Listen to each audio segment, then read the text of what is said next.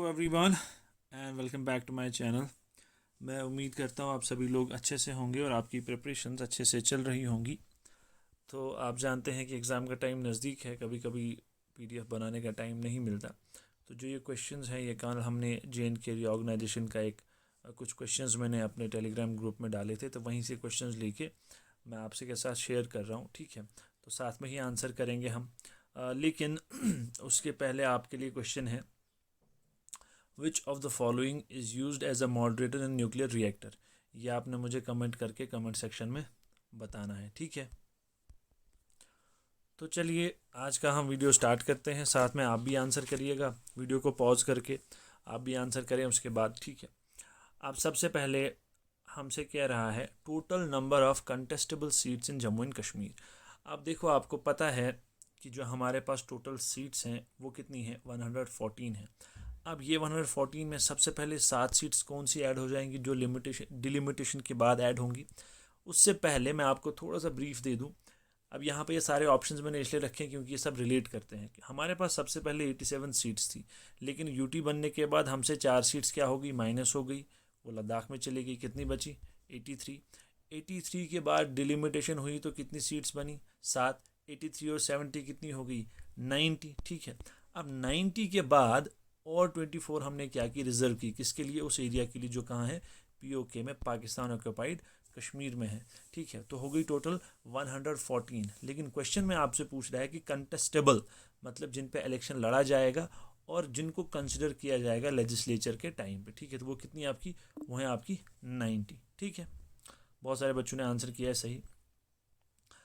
अब कहता है which part of the J and K reorganisation act 2019 deals with the advocate general. अब देखिए, पार्ट्स और शेड्यूल्स पे भी क्वेश्चन आ सकता है। तो आप में से अगर मुझे कुछ बच्चे ये कहेंगे कि मैं आपको एक स्टोरी के टाइप में उसको याद करवाऊँ, जिससे आपको शेड्यूल्स भी और पार्ट्स भी ऐसे याद हो जाएंगे कि कभी नहीं भूलेंगे, तो आप मुझे कमेंट करके बताएं। अब ये फैक्चुअल क्वेश्चन है, इस पर समझने वाली कोई बात नहीं है। तो आपका पार्ट 9 जो है वो डील करता है एडवोकेट जनरल के साथ, जो कि डीसी रैना है। अब कहता है how many MPs of the upper house voted in favour of the J and K reorganisation act 2019। अब देखो, यहाँ पे थोड़ा सा आइडिया ले लेना। जब हम पार्लियामेंट की बात करते हैं, अगर क्वेश्चन में पार्लियामेंट होता है, पार्लियामेंट में लोकसभा भी आता है प्लस राज्यसभा भी आता है। हम सिर्फ लोकसभा को पार्लियामेंट या सिर्फ राज्यसभा को पार्लियामेंट नहीं कह सकते। क्वेश्चन में होगा हाउ मेनी एमपीज, तो फिर आपने राज्यसभा का भी ऐड करना है और लोकसभा का भी ऐड करना है। How many MPs of the upper house, तब अलग है, लोअर हाउस अलग है। अब हमसे यहाँ पूछ रहा है upper house, that means Rajya Sabha में कितने लोगों ने फेवर में वोट किया, तो वो थे आपके 125। अब देखिए कितने बच्चों ने यहाँ गलत किया है आंसर, क्योंकि बात हो रही है अपर हाउस की, यानी कि राज्यसभा की। वहाँ 125 ने फेवर किया, 61 ने अपोज किया। लोअर हाउस में आपके 370 जो कि लोगों ने गलत किया है, वो ध्यान से क्वेश्चन नहीं पढ़ा है, तो इस तरह क्वेश्चन आएगा। लोअर हाउस में 370 ने इसको फेवर में वोट किया था और 70 ने इसको अपोज किया था। उसके बाद आपका नेक्स्ट क्वेश्चन है on which date was the governor rule impose in J and K. अब हमें पता है कि जब गवर्नमेंट क्या हो गई थी, डिसॉल्व, लेजिस्लेचर डिसॉल्व हो गया था, तो तब गवर्नर रूल लग गया था। अब आपने डेट उसकी याद रखनी है, क्योंकि जो आपका एक एग्ज़ाम हुआ था, मैंने आपको पहले भी बोला है कि जो डीडीसी का इलेक्शन पहली बार हुआ, उसकी डायरेक्ट डेट पूछी थी कि ये कब जो है प्रेजेंट किया गया। जैसे आपसे लोकसभा में रीऑर्गेनाइजेशन एक्ट कब इंट्रोड्यूस किया, राज्यसभा में कब इंट्रोड्यूस किया, वो सब चीज़ें आपसे पूछते हैं। तो इसी तरह ये चीज़ भी आपसे पूछी जा सकती है। तो ये आपका हुआ है 19 जून 2018 को। अब देखिए 5 अगस्त मैंने जानबूझ के डेट डाली थी। 5 अगस्त का कोई लेना देना नहीं है, हम सबको हिस्टोरिकल डेट है। क्या किसी को 5 अगस्त 2019 भूल सकता है? जो जम्मू कश्मीर में रह रहा हो उसको नहीं भूलेगा। 18 के साथ उसका कोई लेना देना ही नहीं है, लेकिन बच्चों ने इसको भी मार्क किया है और मैक्सिमम बच्चों ने इसको मार्क किया है। इसलिए मैं आपसे कहता हूँ क्वेश्चन हमेशा ध्यान से पढ़ना चाहिए। ठीक है, अब नेक्स्ट कहता है which article empowers the parliament to alter the boundaries, change the names of existing states. ये हम जानते हैं, हम जब यूनियन एंड इट्स टेरिटरीज़ के बारे में पढ़ते हैं तो हमारा 1 से लेकर 4 तक का आर्टिकल जो है उसके साथ डील करता है। अब किसने एम्पावर किया, अगर आप मेरे लेक्चर देखेंगे, किसी का भी लेक्चर देखेंगे रीऑर्गेनाइजेशन के रिलेटेड, उसने ये बात ज़रूर बोली होगी कि आर्टिकल 3 जो है वो एम्पावर करता है पार्लियामेंट को इस तरह की चीज़ें करने से। ये मैक्सिमम बच्चों ने आंसर सही दिया है।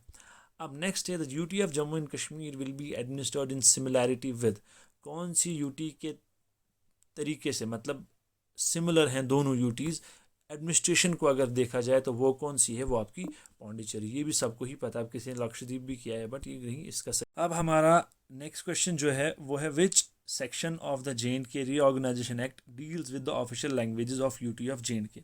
अब सेक्शन पे एक या दो ही क्वेश्चन है आई गेस, लेकिन इससे थोड़ा आपको आइडिया देना है कि सेक्शन पे भी क्वेश्चन आएगा, तो बाकी सेक्शंस आपने करने हैं, ठीक है। अब यहाँ हमसे पूछ रहा है, हम जानते हैं कि 5 ऑफिशियल लैंग्वेजेस हैं, ठीक है। अब हमसे पूछ रहा है कौन सा सेक्शन डील करता है उनके साथ, तो वो आपका है सेक्शन 47, ठीक है। मेजॉरिटी बच्चों ने सही आंसर किया है। अच्छा, उसके बाद नेक्स्ट क्वेश्चन आपका है which of the following is not an official language of J&K, ठीक है। हमारे पास 5 लैंग्वेजेस हैं, ठीक। उसमें आपकी हिंदी भी आती है, डोगरी भी आती है, उर्दू भी आती है, गोजरी नहीं आती है, ठीक है। और 5 जो लैंग्वेजेस हैं वो कौन कौन सी हैं, वो आपकी देखिए इंग्लिश है, हर जगह है, ठीक है। ये इंग्लिश यूज़ हम करते ही हैं, इवन कि पार्लियामेंट में भी हम यूज़ करते हैं। उसके बाद हिंदी है, उर्दू है, डोगरी और कश्मीरी है। मतलब कि आप थोड़ा सा एक जनरलाइज आइडिया ले लेना अपने पूरे इलाके का। जम्मू कश्मीर आपका जो है, इंग्लिश को छोड़ के देखिए, यहाँ कुछ लोग उर्दू बोलते हैं, कुछ कश्मीरी बोलते हैं और कुछ डोगरी। अब उर्दू और जो कश्मीरी है वो तो सभी बोलते हैं, है ना। मतलब जैसे कश्मीर का जम्मू आएगा तो उर्दू ही बोलने लगेगा, जम्मू वाला कश्मीर जाएगा तो उर्दू ही बोलेगा, वहाँ डोगरी तो बोलेगा नहीं। इसलिए ये मिक्सअप करके थोड़ा सा जनरलाइज आइडिया लेके एक आपको थोड़ा हो जाएगा, कश्मीरी और डोगरी और उर्दू और हिंदी और इंग्लिश तो है ही। उसके बाद the All India services to be posted in, ये द ऑल इंडिया सर्विसेज के जो ऑफिसर्स होंगे, ठीक है, जो यहाँ IAS ऑफिसर्स, बाकी जो ये UPSC के एग्ज़ाम दे के जो पोस्ट मिलती है, वो ऑफिसर्स जो यूटी ऑफ J&K में लाए जाएंगे, ठीक है, विल बी बोर्न ऑन, कौन से केडर में, क्योंकि जम्मू कश्मीर का केडर तो नहीं रहा। तो जैसे गुजरात केडर है, महाराष्ट्र केडर है, पंजाब केडर है, उनको कौन से केडर में ये जो है, मतलब उनकी सारी जो भी चीज़ें हैं वो उनमें आएंगी।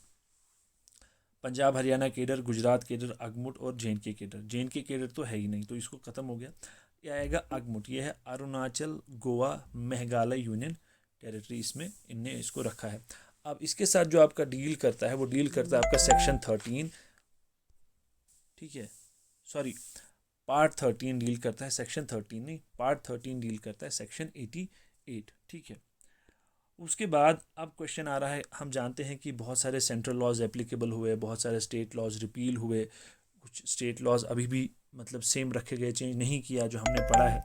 अब यहाँ पूछ रहा है how many central laws will be applicable to the UT of J&K, ठीक है।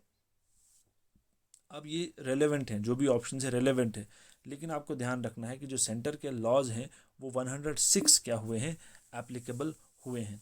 153 आपके स्टेट लॉज रिपील हुए हैं और 166 जो है वो इन फोर्स है, मतलब स्टेट के ही हैं, उनको हमने रिपील, मतलब सेंट्रल गवर्नमेंट रिपील नहीं किया है। उसके बाद नेक्स्ट क्वेश्चन आता है which part of the J&K reorganisation act deals with delimitation. अब डिलिमिटेशन के साथ कौन सा पार्ट डील करता है आपका, वो डील करता है आपका पार्ट 5। तो मैं आपको पहले भी बोला है कि अगर आप चाहते हैं कि मैं आपको एक स्टोरी के बेसिस पे ये सब चीज़ें याद करवाऊँ तो आप मुझे कमेंट में बताएं, मैं आपको एक स्टोरी के तौर पे आपके शेड्यूल्स और पार्ट्स ये बिल्कुल आपको ऐसे याद हो जाएंगे कि दोबारा भूलेंगे नहीं। अब ये कंप्यूटर का कोई क्वेश्चन आ गया था तो मैंने बोला चलो ये भी कर लेते हैं। IP address is dash bit of numbers, तो IP एड्रेस कितना होता है, 32 बिट ऑफ नंबर्स। एक हम जानते हैं IPv4 वो 32 होता है और IPv6 वो कितना होता है, 128। अच्छा, direct rays of the sun fall on the equator. अब हम जानते हैं कि हमारे पास 4 डेट्स बड़ी ही इंपॉर्टेंट हैं, 21 मार्च, 21 जून, 22 दिसंबर और 23 सितंबर। अब ये ज्योग्राफी का चैप्टर हो गया। हम जानते हैं इक्विनॉक्स होता है, सोलिस्टिस होता है, ये बड़ी इंपॉर्टेंट चीज़ें हैं कि कब जो है सन वो साउथवर्ड जर्नी स्टार्ट करता है, कब नॉर्थवर्ड जर्नी स्टार्ट करता है, कब वो नॉर्दर्न हेमिस्फीयर में चलता है, कब, ये सब चीज़ें इंपॉर्टेंट हैं। तो अब जो आपका direct rays of the sun fall on the equator वो कौन सी डेट को पड़ती हैं, अब इसमें 2 हैं, दूसरी डेट दी नहीं है, इसलिए जो डेट यहाँ पे अवेलेबल है दैट इज़ 21 मार्च, वही है, ठीक है। तो ये चीज़ें भी पढ़ लेना। अब ये एक्स्ट्रा क्वेश्चन था इसलिए मैंने यहाँ पर डाल दिया, तो मैंने कहा चलो ये भी आपको हेल्प हो जाएगी। तो ये थे कुछ क्वेश्चंस। मैं आगे कोशिश करूँगा और एक दो पार्ट लाने की रीऑर्गेनाइजेशन एक्ट पे। तो चलिए तब तक के लिए all the best and thank you very much.